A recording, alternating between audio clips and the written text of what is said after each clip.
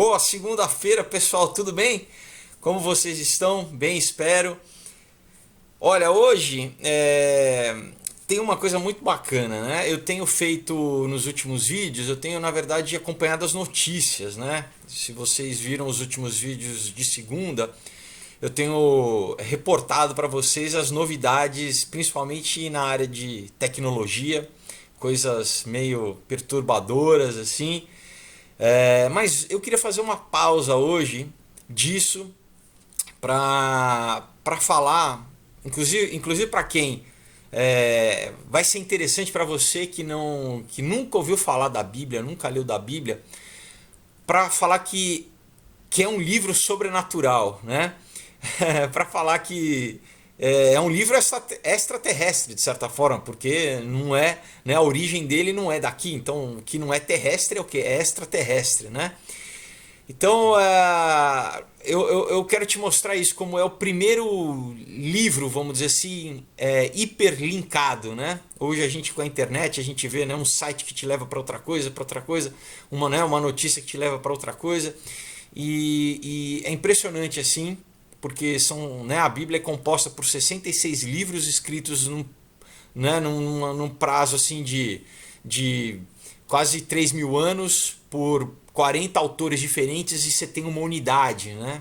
Uma coisa liga a outra. Então eu vou mostrar algumas coisas para vocês interessantes, muito baseado assim num trabalho do saudoso Chuck Missler, né, que foi um grande pregador, um grande estudioso. Na verdade era um cara do mundo da tecnologia. Ele trabalhou na aeronáutica, ele trabalhou junto com os militares, então era um cara que tinha uma formação totalmente racional, e um engenheiro, uma mente super cartesiana, racional, mas que via assim na Bíblia essa tecnologia, vamos dizer assim, essa inteligência embutida na própria escrita, né? E é isso que eu quero falar hoje para vocês. Primeiro, né, eu vou mostrar para vocês uma coisa que eu faço com muito prazer, que são meus quadrinhos. Eu comecei com a Aurora, né? Depois eu fiz o Comunhão, tá? Depois lancei um Outro Dia. E por último lancei o Caos, que é continuação do Aurora. Tá? Então, assim, obras incríveis, com grandes artistas que eu contrato para participar, gente que desenha para o mercado americano, mercado europeu, a qualidade, super acabamento, histórias, sou suspeito para falar, mas incríveis. Então eu vou deixar o link na descrição da página do Aurora HQ no Facebook, aonde eu posso explicar para vocês como vocês fazem para receber na sua casa, autografado com uma dedicatória. Tá também o link do, quem não tiver Facebook, o link do meu Instagram, tá tudo aí. Então é só mandar uma mensagem, eu explico direitinho para vocês como fazer para adquirir quadrinhos sensacionais, tá? Então vamos lá, pessoal. Será que realmente, por que marca, né? Porque a nossa sociedade, se você for pensar, todo mundo, né, nós vivemos hoje em 2019 e a gente tende a ficar pensando só em 2019, só né, onde a gente está vivendo, com os nossos problemas imediatos e cotidianos. Mas existe uma história, uma macro história, que muitas vezes a gente não percebe. Existe uma linha, né, que remonta ao começo da humanidade. E a gente tem um documento que é a base da nossa sociedade, da cultura ocidental, que é a Bíblia, é a tradição judaico-cristã, querendo ou não. Agora, eu vou, né, ressaltar aqui para vocês exatamente não só a historicidade desse documento, mas essa questão que surpreende a gente. Muitas vezes você pode pensar, é só um monte de história da carochinha, né? Uma coletânea de... Não é bem assim, não é bem assim. Então, vamos começar. Primeiro assim, vamos fazer um quiz. Vamos ver se você já ouviu falar. O nome provavelmente você já ouviu falar, mas talvez você não soubesse nem que ele era um personagem bíblico, né? Quem que é o homem mais velho da Bíblia? Quem falou Matusalém acertou, né? Matusalém viveu 969 anos e ele morreu depois do seu pai, que era Enoque. Na verdade, Enoque não morreu, ele foi arrebatado. né? A Bíblia diz que Deus se agradou tanto de Enoque que tomou Enoque para si. Enoque não morreu, mas muitos teólogos dizem que no livro de Apocalipse, no último livro, a Bíblia diz de duas testemunhas que vão voltar, que Deus vai trazer novamente, que essas testemunhas vão falar sobre Deus numa sociedade totalmente, naquele ponto vai estar totalmente ateísta, e que essas duas testemunhas vão ser mortas, vão morrer. Então, na verdade, né, a outra pessoa que falam é Elias, que também foi arrebatado, o profeta. Então, muitos teólogos acham que esses dois vão voltar e aí vão passar pela morte natural. Né? Todo homem é determinado que morra na morte natural, mas que tenha, né, uma ressurreição junto com Cristo, né? Que seja ressurreto com Cristo. Mas muito bem, então Matusalém viveu, né, 969 anos, e Enoque, o pai dele, é o Enoque do livro de Enoque, onde fala todos os detalhes sobre os nefilins e toda essa questão que mais para frente a gente vai comentar mais. Enoque, com 65 anos, ele teve um encontro com Deus. Ele passou a andar com Deus por 300 anos quando ele foi arrebatado. Então, exatamente, ele teve aqui 365 anos. Então é interessante lembrar que o dilúvio, a gente tem toda essa questão do mundo pré-diluviano, que isso está registrado na Bíblia, mas está registrado também na maioria das tradições, você pode falar, mitológicas do mundo, né? Você consta isso desde da questão de Atlântida, né, Lemúria, índios têm essa tradição, os índios americanos, os aborígenes, você encontra em todas as tradições, vamos dizer assim, esse relato de um dilúvio, né? Só que esse dilúvio ele não aconteceu, né, pelo menos biblicamente, de uma hora para outra, de sobreaviso, vamos dizer assim. Durante 4 gerações foi pregado aquele mundo pré-diluviano, que eles se arrependessem. Caso contrário, viria o juízo de Deus. Então, não foi que, da mesma forma que agora há 2000 anos a igreja fala para as pessoas se arrependerem, né, para se reconectarem com Deus através de Jesus Cristo, porque vai vir um juízo aí. Esse primeiro juízo foi por água, não é? O arco-íris é um símbolo de que Deus não julgaria mais o mundo através de água, mas todas as profecias dizem que a segunda vinda será por fogo. Não vai ser água, vai ser fogo, não é? Então, assim, da mesma forma que hoje, né, a gente fala, olha, a gente vê essa aceleração, a gente vê a sociedade cada vez mais se corromper, né, a moral, vamos dizer assim, tudo que existiu durante muito tempo, as instituições, tudo isso ser degringolado, a gente vê uma aceleração. Naquela época também havia, só que da mesma forma que hoje em dia para muita gente parece loucura falar como Jesus vai voltar e vai ter um acerto de contas, naquela época também. Noé pregou muito tempo. Né, inclusive ele construía a arca. Dizem que durante 120 anos ele construiu a arca, e naquela época ainda não tinha chovido. Você tinha uma atmosfera cheia de água condensada, né? mas ainda não havia chuva, então era muito difícil as pessoas acreditarem que haveria o dilúvio, exatamente porque não tinha condensação. Né? Enfim, você pode falar isso é tudo bobagem, mas tem todo um estudo da megafauna, de como essa saturação de oxigênio na atmosfera fazia com que todos os animais fossem gigantes e todas as plantas fossem gigantes. Enfim, você pode estudar isso em paleontologia, que você vai ver que existiu né? Isso era verdade. Mas enfim, quando o filho de Enoque nasceu, né? Deus disse que enquanto esse filho fosse vivo, o dilúvio não viria. Então, ele deu o nome do filho de Matusalém, que em hebraico vem de 2 palavras, né, 2 raízes. Assim, né? Uma é mut, né, que quer dizer morte, e a outra é salah, que quer dizer trazer ou enviar, quer dizer, então trazer. Então, que aquele, juntando as duas palavras, o sentido é mais ou menos assim, que a sua morte trará. Então, que a morte, né, do Matusalém traria esse juízo, traria o dilúvio. Então, quando a gente lê Gênesis 5, a gente descobre que Matusalém ele tinha 187 anos quando ele teve um filho chamado Lameque. E Lameque tinha 182 anos quando ele teve um filho chamado Noé.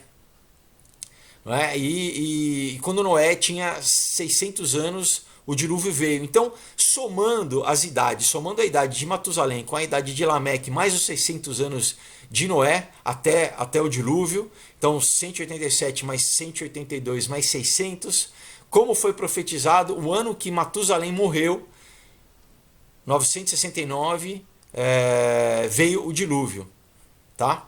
Então, exatamente, né, com a sua morte virá, a sua morte trará.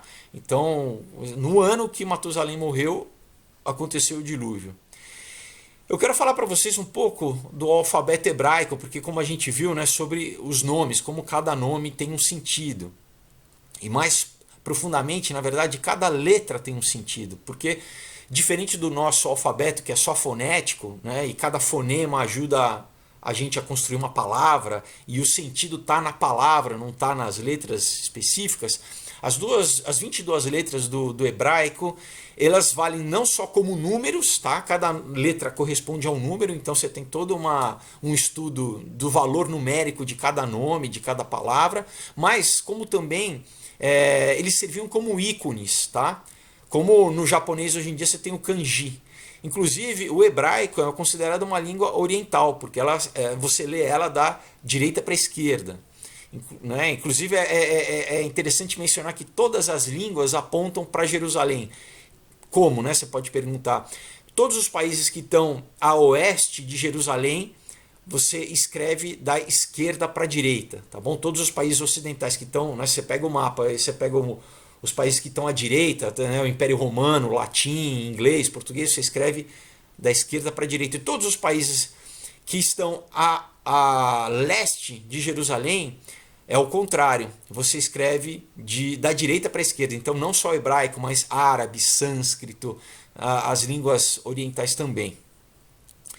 Então, voltando aqui, né, a primeira palavra, a primeira letra, a letra Aleph, que em grego corresponde à letra alfa, que corresponde ao nosso A. Né? Aleph, inclusive, foi o personagem, quem lembra, que eu fiz numa novela. Né, na época eu ainda não estudava essas coisas assim, eu era novinho, mas enfim. O Aleph, originalmente, ele era escrito, a escrita era como se fosse uma cabeça de um boi. Então eu vou fazer mais ou menos aqui como que era o pictograma, tá, de um Aleph. Tá? Era mais ou menos assim, então era mais ou menos como se fosse um chifre e a cabecinha do boi. Né? E qual que era o significado disso? Então era o primeiro, né? Era a primeira letra, era a que trazia a questão do primogênito, do líder. Então você tinha uma questão da força. E o animal naquela sociedade agrária, o animal da força, o animal, né, do motor que gerava a economia toda era o que? Era o boi que puxava o arado. Então o boi era um animal que significava essa força. Né? Então Aleph, né, você tinha esse pictograma. Agora a segunda letra, que é Bet, que da onde vem a letra beta, B, né, era o desenho do que? Era o desenho mais ou menos como se fosse de uma tenda, tá? De uma tenda, de uma casinha.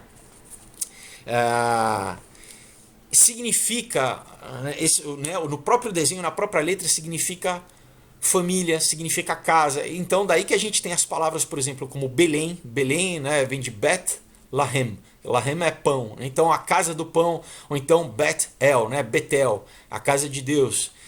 Então, né, você já entende como no hebraico a construção do sentido já começa na letra em si. E olha só que interessante, quando você junta as duas letras, Aleph e Bet, né, você tem o que? Você tem, né, o Aleph é o líder, Bet é casa, então você tem o líder da casa, que é o que? É pai. É a palavra Abba, né, da onde vem Abba, exatamente o pai, é o líder da casa, é o cabeça, é o chefe da casa. Né? Você tem uma outra letra interessante que é a letra He. né, que é mais ou menos como se fosse um H, tá? E meio que no desenho, né, você tem uma ideia como se fosse uma janela, ou como se você tivesse dois braços levantados para cima. Então a conotação do Ré né, o sentido, né, como eu falei, Aleph é líder, é cabeça, o Bet é casa, é família, no Ré significa mais ou menos assim, revelado, tá? Contemplar ou revelar, mas também respiração, vento, brisa, sopro, quer dizer, tudo que a gente que é na Bíblia é ligado com a questão do espírito, né? Em grego é pneuma, da onde vem a palavra pneu, por quê? Porque é cheio de ar. Nós também, né? Nosso pulmão, né? Tudo é ligado, é cheio de ar. Então é o que é o nosso ar, é o sopro de vida, é o espírito, né? Então, em hebraico, ele tem esse sentido do próprio da respiração, quando você fala, né? Respiração, né? É como se fosse um exalar, assim. Então, se você pega, né? Lembra que eu falei, você pega ab, né? E você coloca, no meio, você coloca re.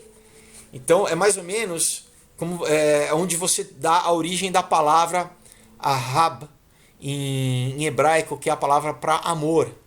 Então olha que bonito, você pega, né, o bet, que é meio considerado o feminino, né, onde você junta a casa, né, a questão da família, o Aleph, o beta, e você coloca no meio, você coloca o H do sopro.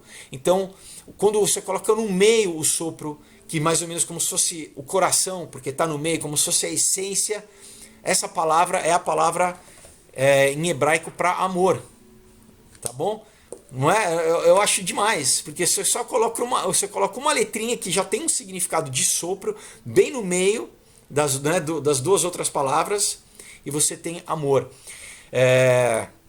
Então, né, eu tô querendo mostrar para vocês que no hebraico, além do significado que é construído, né, da palavra, conforme você vai acrescentando letras, cada letra tem o seu significado que vai acrescentando ao significado total, né? Então assim, funciona em vários níveis, assim, inclusive, né, no nível sonoro, no nível linguístico, no nível conceitual. Então quando a gente chega em Gênesis 17, aí a gente entende quando Deus muda o nome de Abrão para Abraão. Não é? Em português não dá para entender direito muito bem, porque é colocado um A mais, né? E Sarai é mudada para Sara. Mas, por exemplo, em inglês, Abram para Abraham, você coloca um Hzinho, né? Como um hebraico, no H, você coloca um H. Então, e Sara também, de Sarai, o Sara também tem um H. Então, é Deus o que? Acrescentando um Ré. Uma letra que é o que? Que significa o Espírito. É Deus, né? Deus muda o nome deles, mas não só muda o nome deles, ele muda o nome deles porque ele teve um encontro com eles, ele mudou eles de dentro para fora, e ele marca isso no nome. Então ele coloca um H, um Ré, né? Não é um H, mas é um Ré, que é esse sopro de vida, esse sopro de espírito, como se fosse o espírito, né? Um espírito dentro deles que muda o nome deles. Então eu acho isso incrível, né? Esse detalhe assim, é muito rico.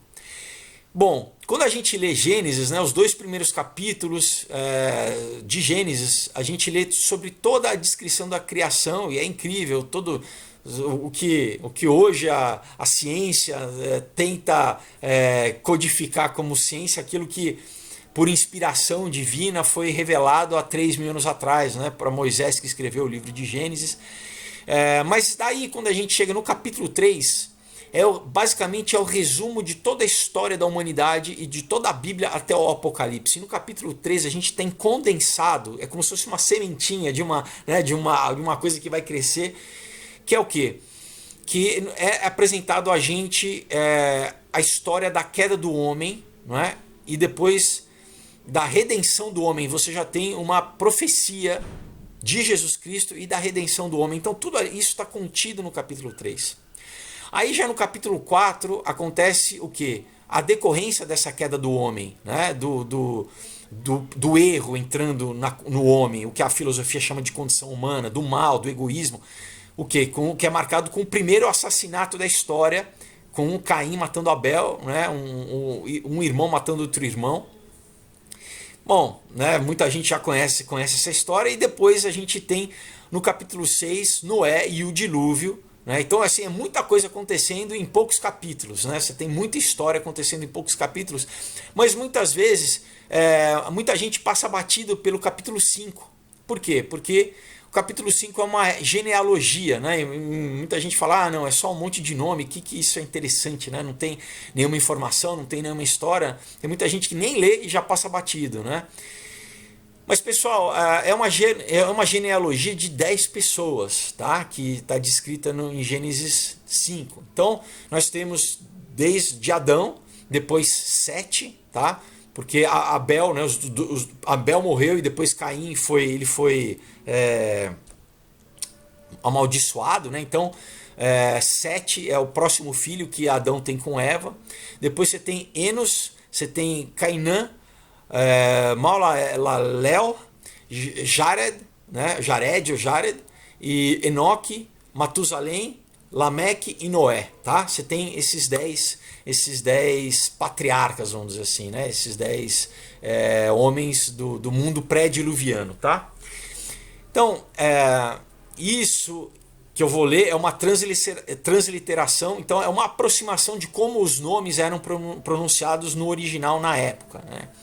Então, assim, sabendo que cada nome tem significado, a gente vai ver o significado de cada nome. Então, bom, Adão é fácil, ele vem de Adama, né, que quer dizer homem, tá? Que tem uma questão da terra, ligado ao solo, né? Porque, enfim, né, Deus, como a palavra, ele criou a gente do solo, então, e é uma coisa que é interessante, porque no nosso corpo não tem nada que não seja carbono, né? É exatamente o material do solo, né? A gente tem mineral, tudo que tem no solo a gente tem no nosso corpo.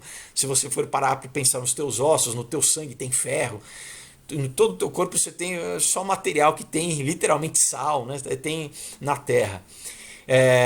Depois você tem Sete, que o significado quer dizer nomeado, designado ou escolhido, tá? Enos quer dizer mortal, ou frágil, ou miserável, né? Então, bom, imagina, né, o pai te dá um nome como esse, né? Deve ser muito legal, mas enfim, esse era o significado. Cainã quer dizer sofrimento, tristeza ou lamentação. Então, né, você vê 2 nomes meio pesados para criança, né? Mas enfim, tinha esse significado embutido. Aí, Cainã, ele tem um filho e ele já muda, né? Quer dizer, ele já dá uma melhorada, ele muda o nome do filho para Maalael, que vem de Mahal, que quer dizer abençoado, ou louvado, e El, que quer dizer Deus. Então, abençoado Deus, né? O Deus, o Deus santo, abençoado. Depois você tem Jared, da onde que a galera que gosta, né, do Jared Leto, né? Aqui em português Jared é um nome estranho, lá fora é o nome, né? O Jared Leto vem de Jared, esse nome que vem do verbo Yarad, que significa o que deve descer, tá? O que deve descer. Enoque significa ensinamento. Matusalém, como, né, eu já disse, a sua morte trará. Né? Então não é à toa que no ano que ele morreu veio o dilúvio. E depois a gente tem Lameque, que a palavra Lameque significa lamento. Então, através todas as línguas elas nascem de uma origem, né? Então Lameque, tanto em inglês lamentation, né, vem de lamento, vem de Lameque. Então em hebraico, né, também tem esse sentido de lamento, desespero, desesperança. E finalmente a gente chega em Noé, que vem da palavra Naham, né, que quer dizer alívio, quer dizer trazer alívio, trazer descanso, trazer consolo.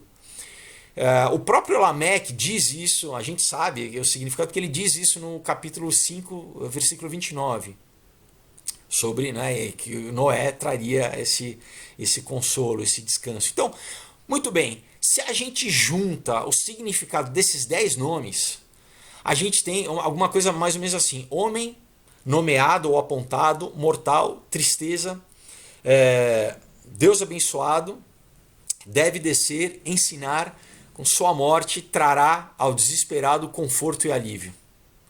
Então, né, se a gente juntar tudo, é mais ou menos assim: Ao homem é designado um mortal sofrimento, que é o pecado, mas Deus abençoado, ou abençoado de Deus, Jesus, descerá ensinando que só a morte trará ao desesperado, que somos nós, a toda a humanidade, conforto e alívio.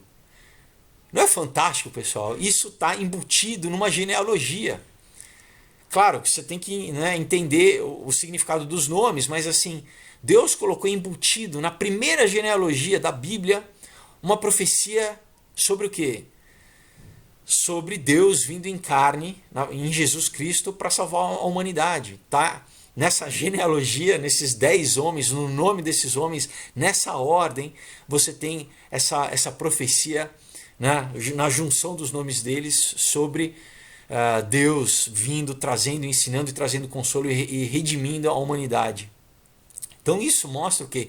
Que o plano de salvação ele não foi um quebra-galho de Deus, né? Não foi, Deus não foi pego de surpresa, né? Ele já sabia desde o início que isso ia acontecer, antes da criação, na verdade, como a gente lê em Efésios 1:4, né? Como também nos elegeu antes da fundação do mundo para que fôssemos santos e irrepreensíveis diante dele em amor. Então Paulo fala em Efésios que Deus ele já tinha o plano preparado, né? Ele sabia que seria necessária uma demonstração infinita de amor dele para restaurar o homem. O quê? Nada mais, nada menos que a morte dele mesmo, de Deus se materializando aqui no nosso plano existencial, nas nossas 3 dimensões, mais a quarta que é o tempo, para morrer por mim e por você, porque a gente, por nós mesmos, nós não conseguíamos fazer esse caminho de volta a Deus, né? Então, uma outra coisa que a gente aprende com isso é que seria impossível para um grupo de rabinos judeus esconderem numa genealogia essa mensagem sobre o Evangelho de Cristo lá no Velho Testamento, né? Porque, pensa bem, isso passou batido, né? Isso as pessoas não tinham como conceber, como a gente vê na verdade que todo o Velho Testamento ele aponta para Cristo. Cristo, como eu disse, é o ponto central da história, né? Tudo que aconteceu antes aponta para ele, tudo que está acontecendo também aponta para ele, não é? Então assim, se os rabinos soubessem, eles não iam obviamente deixar isso aí, tanto nas outras traduções, na Septuaginta, né?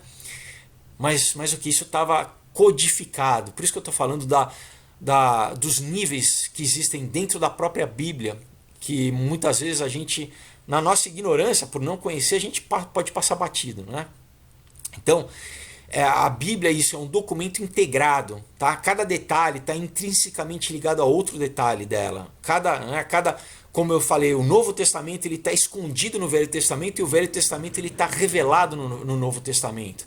Vamos pegar um outro exemplo, né? Olha só, em Gênesis, se você começar desde a primeira palavra, contando a cada 49 letras, você tem uma letra que vai formar a palavra Torá em hebraico. Então, se você começa contando e a cada 49 letras você tem primeiro a letra Tal, tá? Que é como se fosse o nosso T, depois você conta 49 letras e você chega na letra Vav, que é como se fosse o nosso O, tá? Você conta mais 49 e você tem a letra Resh, que é como o nosso R, e mais 49 letras você chega no Ré, que é como se fosse o nosso H, mas, enfim, como em hebraico você não tem vogal propriamente, essas letras formam a palavra Torá, tá? Que é o quê? Que é o livro da lei, é o Pentateuco, são os 5 primeiros livros, né? Então, você pode falar, poxa, interessante, né? Mas de repente é uma coincidência ter um código desse. Será que foi por acaso, né, que foi escrito assim? Então, se você começa a ler se você conta cada 49 letras, você tem uma letra que vai formar nessa ordem, nesse código perfeito, o livro inteiro, o livro de Gênesis inteiro vai formar a palavra Torá, tá? Você fala, bom, pode ser coincidência. Tudo bem. Aí a gente tem o próximo livro, que é o livro de Êxodo. E, pessoal, acontece a mesma coisa. A cada 49 letras, a gente tem uma das letras que formam a palavra Torá, e isso pelos 40 capítulos, tá? Do livro inteiro. Aí você já começa a estranhar. Você fala, pô, de novo, pela segunda vez, né, esse mesmo código está embutido. parece que alguém tá brincando, não é possível, né? Alguém está fazendo isso de propósito. E realmente está, que é o Espírito Santo. Mas tudo bem. O próximo livro é Levítico. E aí isso não acontece. Aí você pode até falar, né, dar um alívio, né? Porque a coisa está ficando meio estranha, né? Então não acontece. Mas aí você parte para o livro seguinte, que é o livro de Números. E pessoal, isso acontece, só que ao contrário. Ao contrário. É sério. Você vai encontrar, em vez do tal Vev, Resh, Re, você encontra ao contrário. Você encontra Re, Resh, Vav e tal. É a palavra Torá ao contrário. Então, mais ou menos como se fosse assim, né? Nos dois primeiros livros você tem tal, o Vav, o Resh. Eu não sei escrever em hebraico, né? E o Re. Aí você tem o livro de Levíticos, tá? Eu vou botar um L aqui. E no outro você tem assim, ó. Tá? É mais ou menos como se fosse assim. Nos dois primeiros livros você tem o código assim, daí o livro de Levítico, que são 5. Você tem o livro no meio e você tem no livro de Números, pessoal, escrito ao contrário. E depois, no livro de Deuteronômio, que é o último livro, você tem a mesma coisa, tá? Você tem, de novo, Torá escrito ao contrário. Pessoal, é muito louco, não é? Vai dizer que não é muito louco. E o que? Então, você tem esse código apontando para o meio aqui, né? Para Levítico. Então, os dois primeiros livros, a 49 você tem né, formando a palavra Torá, e nos últimos dois você tem também acontecendo a mesma coisa. Agora, olha só, olha só. Né? Você tem a cada 49 letras, que é o quê? Que é 7 ao quadrado, tá? Que isso é interessante. Você encontra esse código Torá escrito. Daí você tem esse espaço, né? Que é o de Levítico, e daí você tem os últimos dois livros descrevendo o mesmo nome, Torá, de trás para frente. Só que aí, quando a gente investiga o livro do meio, né? Esse livro que aparentemente não tinha um código nenhum, que é o livro de Levítico, a gente vê que o intervalo de a cada 7 letras, pessoal, a cada 7 letras que você conta do começo, você começa a ler do começo, o primeiro capítulo, a primeira palavra, a primeira letra, você começa a contar a cada 7, você vai encontrando as letras que formam o nome, que formam Yevov Vavre, que é o nome impronunciável de Deus, que os judeus não falam, que é o nome sagrado, que mais ou menos a gente traduz como Jeová, tá? Então é mais ou menos assim, ó.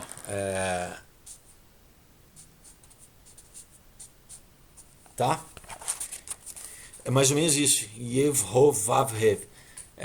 A cada 7 letras que você encontra em Levítico, você encontra primeiro, né, uma das letras que forma o nome impronunciável de Deus, tá? Quer dizer que a Torá inteira ela aponta o quê? Para Deus, né? Você tem de um lado os dois primeiros livros apontando para o meio, os outros dois também apontando para o meio, e no meio você tem a cada 7 letras, 7 é o número de Deus, é o número da perfeição. A cada 7 letras você encontra, né, vão formando a palavra do nome de Deus. Isso não é à toa, pessoal. Isso por isso que eu digo que é um livro divinamente inspirado. Os autores com certeza não sabiam, né? Moisés ele não sabia, mas é uma inspiração divina. Tá? E imagina você construir uma história que tem já um significado na história em si, mas que em cada palavra ele vai computando através do livro inteiro, vai formando esse código. Tá? Então é isso, né? E desse nome, Yehovah, também da onde sai o nome Yeshua, que é Jesus, que é Jesus Cristo, né? Que é o nosso Salvador. Então eu fico impressionado, exatamente como um livro com mais de 3.000 anos tem esse código, essa inteligência embutida nele. Então, além da mensagem que você lê superficialmente da história, que já é profunda, que já, né, já dá muito pano para manga, muita interpretação, você tem esse código embutido. Então, é camada em cima de camada de significado que não tem fim. Exatamente porque uma coisa liga a outra. É como se fosse um hipercubo, né? Quem já viu, né, um tesseract, né, um hipercubo que funciona em 4 dimensões, ele gira dentro dele mesmo e ele meio que não tem fim. Então, bom, mas mesmo assim, se você não está convencido, se você achou isso ainda pouco, né? Vamos pegar o capítulo 38 de Gênesis, novamente, no intervalo de 49 letras, olha só, a gente vai contando e aparece primeiro o nome Boaz, depois 49 letras vai contando, forma o nome Ruth, depois a mesma coisa, 49 você forma o nome Obed, depois Jessé e depois Davi. Então a gente tem a cada 49 letras, de forma cronológica, pessoal, você tem a linhagem do rei Davi embutida em Gênesis. Muito antes de Davi existir, muito antes de alguém pensar em Davi, né? Davi aparece no livro de Samuel, muito tempo depois. Então isso mostra o quê, pessoal? Que tem um autor, que Deus ele conhece o fim, né? Ele conhece o começo pelo fim e o fim pelo começo. Ele é o autor da história, ele está fora da nossa dimensão temporal, ele vê tudo já pronto, né? Você quer mais ainda, né, achou pouco? Em Gênesis 8:4, depois de toda a história do dilúvio, né, você tem um versículo que diz assim: e a arca repousou no 7º mês, no dia 17 do 7º mês, sobre o monte Ararat. Né? Você pode perguntar, bom, qual que é a importância de saber, né, qual foi o dia em que a água rescindiu, que a água desceu e que a arca, né, encostou na terra? Como eu disse, na Bíblia, pessoal, nada é por acaso. Então, para entender o significado, a gente precisa entender como funciona o calendário hebraico. Na verdade, calendários, porque existem 2 calendários. Você tem o calendário civil, que começou em Gênesis, que o começo do ano é marcado pela festa de Rosh Hashanah, né? Que é no mês de Tishri, que em Israel cai no outono, tá? Em Israel, quando é outono, e aqui a gente inverso, né? Você sabe que no hemisfério norte, quando é inverno, no hemisfério sul é verão. Então é o oposto do nosso. Mas então lá em Israel é no outono. Você tem um segundo calendário que foi dado em Êxodo 12, tá? Que é o calendário religioso, que começa no mês de Nissan, que é o que? Na primavera, é na Páscoa. Tá? Então marcou o que? Quando teve a saída do Egito, você teve, né, o cordeiro, você teve o primogênito, né, morrendo no Egito, você teve o cordeiro sendo sacrificado, toda aquela ilustração que aponta para Jesus Cristo. Deus ele instituiu um segundo calendário, que é o calendário que? Religioso. Então, nessa passagem, Deus diz assim: este mesmo mês vos será o princípio dos meses, e este vos será o primeiro dos meses do ano. Então, você tem, né, como eu falei, esses 2 calendários, sendo que o 7º mês do calendário civil, que é o calendário de Gênesis, ele equivale ao primeiro mês do calendário de Êxodo, que é o quê? É exatamente o dia 17 do mês 7, onde a arca pousou, tá? Então presta atenção, pessoal. Jesus foi crucificado na Páscoa, no dia 14 do mês de Nissan, tá? Dia 14 do mês de Nissan. Quantos dias ele ficou no túmulo, né? 4, 5? Não, 3 dias, né? Muito bem. Ele ressuscitou em que dia, pessoal? Ele ressuscitou no dia 17 do mês de Nissan, que é o 7º mês do calendário de Gênesis. Você pode dizer, bom, e daí? E daí que a gente percebe que o primeiro dia do novo começo da humanidade, nos dias de Noé, que é quando a arca, né, desceu, e você tem o recomeço, é exatamente um aniversário antecipado do começo da humanidade com a ressurreição de Jesus Cristo. É no mesmo dia, pessoal, coincide exatamente no mesmo dia do mundo antigo, depois da destruição do juízo, quando a arca desce e, né, eles podem recomeçar a vida e a civilização, é o dia em que Jesus ressuscita e que a humanidade pode se novamente reconectar com Deus, né? Você está entendendo que Deus tem o controle de cada detalhe, né? Ele coordenou o retroceder das águas com a ressurreição em milhares de anos de diferença né, entre um evento e outro, pessoal. Isso tá, sabe, foi matematicamente preciso, né? Foi matematicamente pensado. Então, a filosofia ela tenta encontrar uma condição, uma solução para a condição humana, né? Qualquer filósofo que você for ler, sempre abarca essa questão da condição humana, do mal, da propensão humana para o mal. Né? Sócrates, né? Filósofo grego, não estou falando da tradição judaico-cristã, filósofo grego. Ele escreveu para Platão em 500 a.C. dizendo assim: pode ser que a divindade perdoe pecados, mas eu não vejo como. Então, Sócrates, ele era um cara inteligente, ele conseguiu entender o problema, ele chegou no problema, que é o que? A necessidade humana de redenção, que o homem tenha redenção que dos próprios erros, da sua própria condição que tende ao erro, tende ao mal. Mas, segundo a tradição dele, né, ele via uma contradição, porque tinha que haver justiça.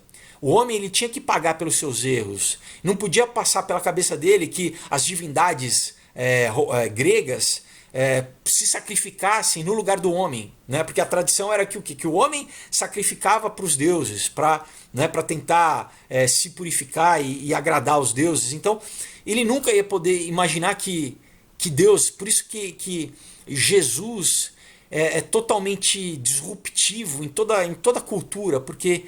É Deus, esse conceito de Deus, ao invés do homem se sacrificar para Deus, é Deus tomando a forma humana e se sacrificando pelo homem.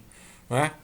Paulo diz em 2 Coríntios, capítulo 5, versículo 2, falando sobre Jesus, ele diz assim: aquele que não conheceu o pecado, se fez pecado por nós, para que nele fôssemos feitos justiça de Deus. Se hoje uma pessoa se oferecer para morrer no lugar de um condenado, vamos dizer assim, um cara, né, ele está nos Estados Unidos, que tem pena de morte, o cara está condenado à morte ali. E se alguma pessoa, imagina se alguma pessoa se oferecesse para morrer no lugar de um condenado, pessoal, isso ia estar em todos os jornais, ia estar em todos os sites, pode ter certeza, ia correr o mundo, essa notícia ia correr o mundo inteiro, por esse ato de alguém literalmente entregar sua vida no lugar de outro. E isso numa questão humana, se uma pessoa fizesse isso, isso já ia virar notícia no mundo inteiro.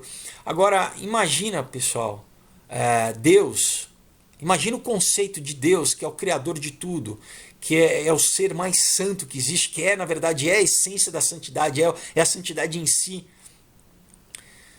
Tomar todo o ódio, né? Toda a nossa perversão, toda a nossa raiva, toda a nossa amargura, toda a nossa maldade, ele atrair para ele mesmo, não é? Ele assumir todos os nossos erros, todos os nossos defeitos e morrer no nosso lugar, pagar aquela conta que era minha e que era tua, né? Ele fala, não, eu por amor eu tomo isso. Por isso que só Deus, né? Homem nenhum poderia fazer isso, só Deus. Então a Bíblia é o que? É o registro dessa história. Como eu disse, 66 livros escritos por 40 autores num intervalo de mais de 2000 anos. É um autor, ela é conectado. Então, para terminar, né? Para terminar aqui esse vídeo, vamos ver outro capítulo que todo mundo passa batido, porque é um monte de número, né? Então muita gente quer o capítulo 2 do livro de Números, tá? Será que tem algum segredo escondido? Algum código escondido nesse livro?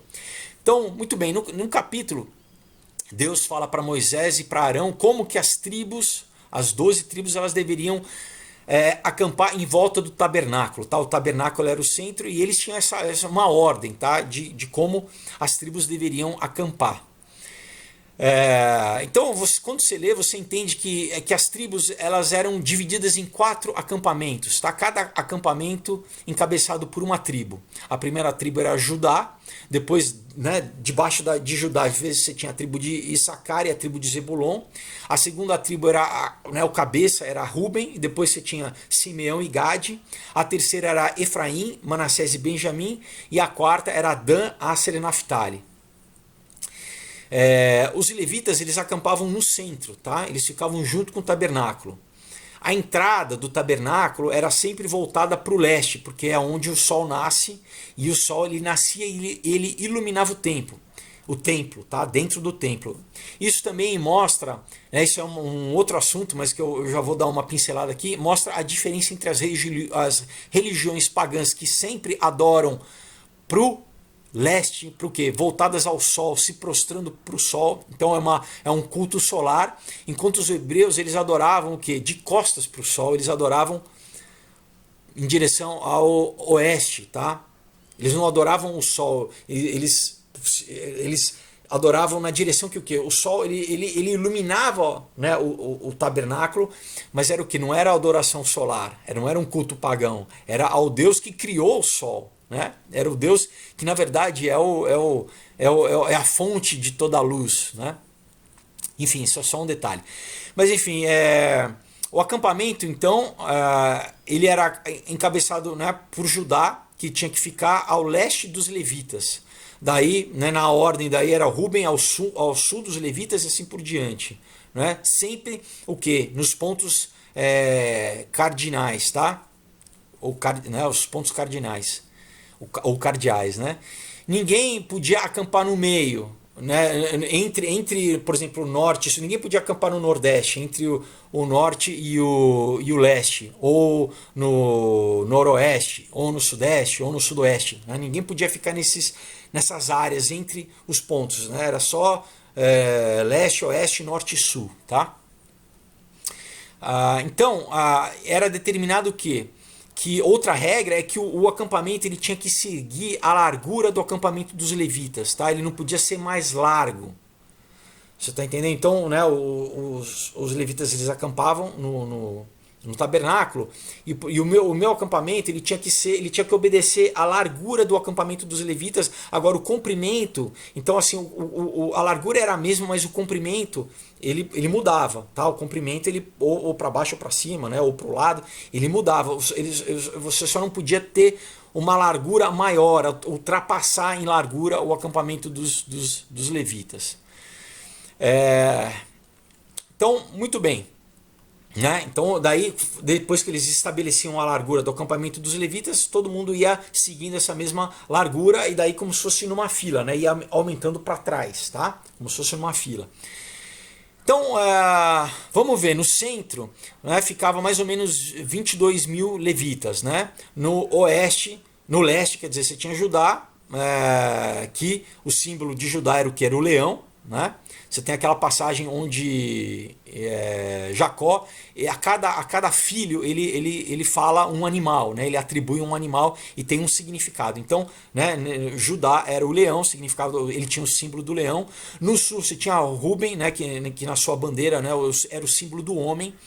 Você tinha Efraim ao oeste, que é o símbolo do touro. E Dan no norte, que é o símbolo da águia. Mas daí, se você ler lá em Gênesis 49, quando eu falei, Jacó ele deu o que? Ele deu a serpente, o símbolo da serpente para Dan. Tem toda uma questão de Dan ser uma tribo que foi a primeira tribo a se perverter, né? Mas nessa época o que? Dan ele não gostava muito, né, de ter recebido esse símbolo da serpente, então ele mudou o que? Para uma águia, o símbolo de uma águia com uma serpente no bico, tá? Bom, vamos ver agora as populações, né? Judá era a maior, né? Quando você somava, eu estou falando do acampamento de Judá, né? Você somava as três tribos, Judá, Issacar e Zebulon, mais ou menos somados dava 186.600, né? Isso é o que está registrado lá. Daí você tem Efraim, né? Que é o menor das quatro, com mais ou menos 108.100. E as outras duas tribos mais ou menos têm o mesmo número, né? Ruben tem 151, tribos não, acampamentos, tá? É a junção das três tribos, debaixo da bandeira de Ruben. Ruben, as três tribos dá mais ou menos 151.450 e Dan 157.600. Então, agora eu vou desenhar para vocês mais ou menos o que seria, o que é essa representação descrita na Bíblia. É mais ou menos assim, se você tivesse uma visão aérea do acampamento de de Israel naquela época, como que você viria essa disposição. E é mais ou menos o que? É a imagem que Balaão viu do alto da montanha quando ele foi amaldiçoar a Israel, tá? Isso é o que ele viu, né? Da montanha ele viu essa disposição, tá, pessoal? Presta atenção, isso tá no Velho Testamento, tá? Então, vamos lá. A gente pega, então, né, no centro aqui você tem o tabernáculo, né? Você tem os levitas.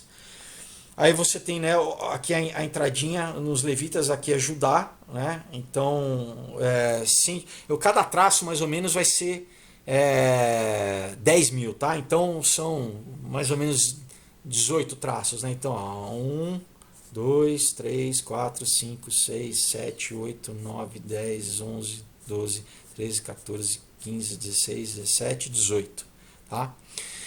Aí a gente tem Efraim, né? Deixa eu pegar aqui. Efraim que é 108, né? Então vai, 10 traços. Então 1, 2, 3, 4, 5, 6, 7, 8, 9, 10. E aí você tem as duas laterais, né? Que é Ruben e Dan, né? Mais ou menos com 15 traços, né? Vamos arredondar aqui. Então 1, 2, 3, 4, 5, 6, 7, 8, 9, 10, 11, 12, 13, 14, 15. 1, 2, 3, 4, 5, 6, 7, 8, 9, 10, 11, 12, 13, 14, 15. Pessoal, era mais ou menos isso que, claro que eu tô, né? Mas você vendo de cima, era isso que você ia ver, tá? O acampamento. Você tinha uma cruz, pessoal. Você tinha uma cruz de Cristo. No Velho Testamento, num número de contagem de povo e de disposição do acampamento, você tinha uma cruz simbolizando já, pessoal. Isso vai mais longe ainda, porque isso representa também os 4 seres do trono de Deus, né, que aparecem em várias visões, tanto em Isaías 6, como em Ezequiel 10, quanto em Apocalipse 4, que era o quê? Que era o que? Era o leão, né? É o querubim, as 4 faces, é o leão, é o homem, é o touro e é a águia, tá? Isso também representa o quê? Representa os 4 evangelhos do Novo Testamento.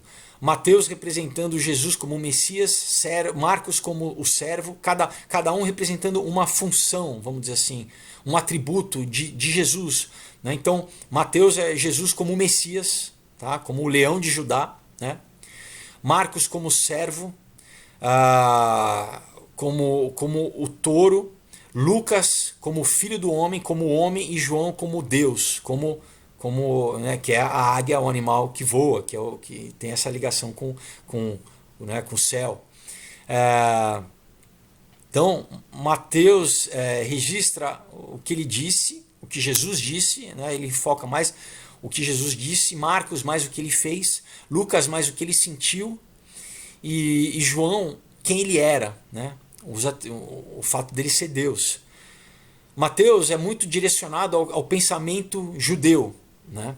O Evangelho de Mateus, Marcos ao romano, Lucas ao grego e João para a igreja, para toda a eclesia. O primeiro milagre registrado em Mateus é a cura de um leproso. Marcos e Lucas são expulsões de demônios. Em João é a transformação de água em vinho. E termina cada um de forma apropriada. Também em Mateus, sendo para judeus, termina com a ressurreição. Marcos, escrevendo para os gentios, fala sobre a ascensão. Lucas fala sobre a promessa do Espírito Santo, que é, na verdade, a continuação do livro que ele mesmo escreveu, que é o livro de Atos, né? E João fala fala o quê? Da própria continuação que João escreveu, que é o livro de Apocalipse, que é a promessa da segunda vinda de Jesus. Então, cada evangelho representa cada um desses animais, né? Mateus, o leão, que é o leão da tribo de Judá. Marcos, o boi, que é o servo, né, o que leva o jugo. Lucas, o homem, demonstrando a humanidade de Jesus, que era ao mesmo tempo Deus e homem, né, sendo o filho do homem. E João é o que? Representa exatamente a águia, que habita o céu, que é o que? Que é levada pelo vento do Espírito. Ela mostra a divindade de Jesus, sendo Jesus o que? O Filho de Deus. Né? Você tem muitas vezes esses dois, né? O Filho do homem, o Filho de Deus, né? Atribuídos a Jesus. Então, pessoal, novamente, os dois testamentos, o Velho Testamento e o Novo Testamento, eles estão interconectados, eles estão ligados um dentro do outro. Então esse vídeo foi para mostrar só uma pequena parte, né, da infinita profundidade da Bíblia, que ela se expande para todas as direções, como Paulo diz em Efésios capítulo 3, versículo 18 e 19, diz assim: a fim de poderes compreender com todos os santos qual é a altura, o comprimento, a largura e a profundidade, e conhecer o amor de Cristo que excede a todo entendimento, para que sejais tomados em toda a plenitude de Deus. Né? Novamente os quatro, né? Daí tem toda uma questão, a gente pode falar, né, os quatro, né, as quatro direções, as quatro dimensões que a gente vive, né? Então, conhecendo a Bíblia, você conhece quem? Você conhece Deus, você conhece o caráter de Deus, você conhece a essência de Deus. Você é como se fosse um livro falando que, né, em tudo, o autor é Deus e você conhece ele através da obra dele, né? E você conhece também a história do homem e principalmente, né, a origem do homem, o que aconteceu com o homem, para onde o homem vai, toda a história do homem e principalmente como Deus amou o homem de tal forma que ele deu o seu Filho unigênito, o seu único Filho, para que todo que nele creia não pereça, mas tenha vida eterna, né? Para que todo aquele que se identifique com Jesus Cristo e com Deus, aí a religação é automática, né? Quando você entende a tua origem, quem você foi criado, você entende a tua real identidade, você entende que e o que Deus fez por nós, o amor de Deus, como Ele nos atraiu, como Ele nos restaurou, né? Através do sangue dele, da vida dele derramada na cruz, aí você tem vida eterna, você volta a estar religado, você volta a viver eternamente. Por quê? Porque Deus é eterno, né? Você não foi criado para morrer, o teu espírito nasceu eterno. Quando a gente veio para a terra, quando o nosso espírito foi, né? Quando houve a geração ali no ventre da sua mãe, ali o pecado que estava pela hereditariedade desde Adão, né? Como a Bíblia diz que pelo primeiro homem entrou o pecado no mundo, né? Pelo último homem que é Jesus, o pecado saiu, mas enfim, no ventre materno, quando, né, o teu espírito ele veio para ser encarnado, aí a lei do pecado ele morreu, ele matou o teu espírito. Então o teu espírito ele pode estar, ele está em você, mas ele está morto, ele está como se fosse uma semente que nunca levou água, que nunca foi germinada, que nunca foi irrigada com a água, que é a água do Espírito Santo, né?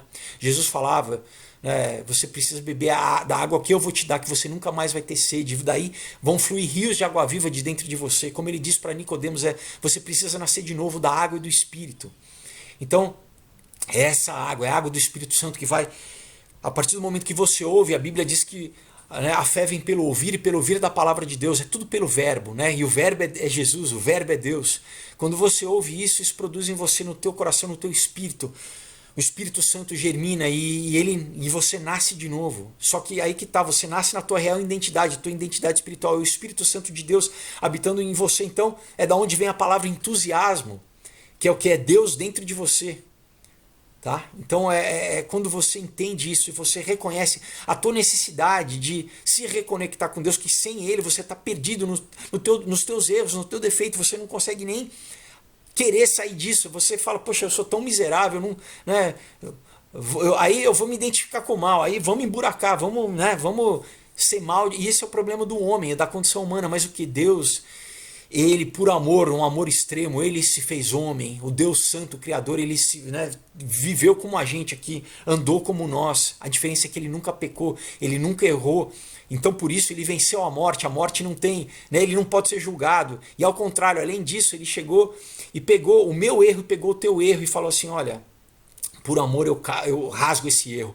Por amor eu recebo o castigo da justiça de Deus, porque Deus é justo. Né? A justiça ela tem que acontecer, mas Jesus ele fala o quê? Então eu sou o intermediário, eu sou o Cordeiro de Deus que tira o pecado do mundo, eu recebo toda a ira de mim mesmo, que eu sou Deus, eu recebo todo o pagamento dessa dívida em mim mesmo, né? No meu corpo, para todos os homens durante toda a humanidade que se olharem para mim, se identificarem comigo e me aceitarem, né? E me receberem, receber a minha vida neles. Eu lhes dou o poder de serem feitos filhos de Deus, né? Como diz a Bíblia, enfim. Então, pessoal, esse vídeo foi especial para falar isso da riqueza da Bíblia e da graça de Deus, do amor de Deus que nos resgatou, que resgatou toda a humanidade, que está novamente falando a você. Se você não... Né, tem toda aquela coisa, a Bíblia, o que é isso, a tradição, né? Só o tempo está correndo, a gente tem, né, eu tenho falado a cada dia, a cada semana eu trago aqui de como o tempo está avançando, as profecias estão sendo cumpridas e a gente está apontando para o final da história, que é o quê? Que é a volta de Jesus Cristo e tudo que vai acontecer, o sistema da besta, toda essa questão do governo totalitário, do anticristo, tudo isso, nova ordem mundial, iluminada, isso tudo aponta, pessoal, para o que a Bíblia diz, tá? A gente fica preso às vezes em questão política, em questão... Tudo isso, pessoal, é só superficial. Na verdade, fala só de uma coisa que é a real história da humanidade. Da onde a gente veio, o que a gente está vendo e para onde a gente vai. E que bom que Deus, ele está até hoje, ele é eterno, ele está presente, oferecendo o amor dele a você, né? Falando assim, olha, ouve a minha voz, ouça a minha voz, ouça a minha voz, né? Eu reconheço o amor, o meu amor por você, você é meu filho, né? Eu te gerei, né? Receba o meu amor. E é isso, Jesus ele oferece o amor dele de graça, não é você que vai fazer, não é como as religiões pagãs que falam, não, você que tem que se superar, você que vai, ou através das muitas mortes, né, da roda de Sansara, do pagar os seus karmas, da reencarnação, né, você vai se aperfeiçoar, ou através, né, da yoga, da iluminação, você vai ser como Deus por moto próprio, por vontade. Não, isso é o que? É a serpente que fala, só tem duas religiões na Terra, pessoal. A religião do Deus que fala assim, eu me sacrifico por você, a outra que nega a Deus, que fala, não, eu não preciso do teu sacrifício, eu mesmo vou me salvar. Como a serpente falou, não, come do conhecimento do bem e do mal, você teus olhos vão se abrir, você vai ser como Deus, você vai viver para sempre, você não vai morrer. É o que o transhumanismo fala, né? Pela nossa tecnologia, pela nossa ciência, a gente vai superar a morte, a gente vai ser imortal, a gente vai ser como Deus, né? Você lê como no livro Homo Deus, né, do Harari, lá, todos os cientistas modernos, os filósofos modernos falando, não, o homem vai ser Deus. Né? Pessoal, isso é satânico, isso é o orgulho. Olha o orgulho, qual foi o pecado original, né, de Lúcifer? Foi o orgulho, foi querer ser como Deus. Né? Não, a gente já tem todo o amor de Deus, mas nós estamos nele, né? Nós estamos nele. Você não queira se descolar de Deus e falar, não, eu vou construir a minha verdade, os meus valores, né? Isso que Nietzsche falava, né? Quando ele falava Deus está morto, ele não estava falando Deus está morto, ele estava falando, olha, o iluminismo matou para a sociedade o conceito de Deus, ele criou o ateísmo, e isso vai fazer o quê? Fazer com que cada homem, cada pessoa tenha que criar os seus próprios valores, cada homem vai ter que ser um super-homem, cada homem vai ter que ser o seu próprio Deus, e ele já previa isso, vai resultar no quê? Vai resultar em morte, em milhões de mortes. Né? Por quê? Porque se não tem Deus, não tem lei. Se não tem lei, é cada um por si. E é isso que a gente vê. Não tem nada, nenhum freio moral. Né? E o homem tende para o mal, infelizmente, a condição humana. Se o homem sem Deus, ele tende ao mal. Então, pessoal, é a restauração da tua vida, é a restauração do teu... É a oportunidade que a gente tem em vida de resetar a nossa história e de, começar de novo a nossa história. Né? Muitas vezes você fala, poxa, se eu não tivesse feito isso na minha vida, se eu tivesse a oportunidade de voltar no tempo.